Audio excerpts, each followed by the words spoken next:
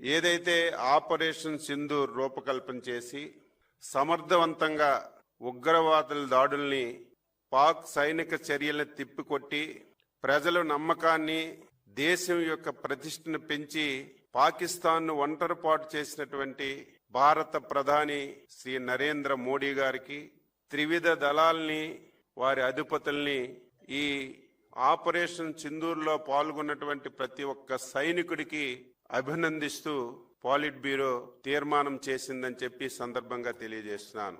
ఏదైతే ఉగ్రవాదులు దాడి చేసి 27 మందిని పొట్టన పెట్టుకున్నారో ఈరోజు కేంద్ర ప్రభుత్వం కూడా ఒక కార్యక్రమాన్ని రూపకల్పన చేసింది, తిరంగ సభలు జరపాలని.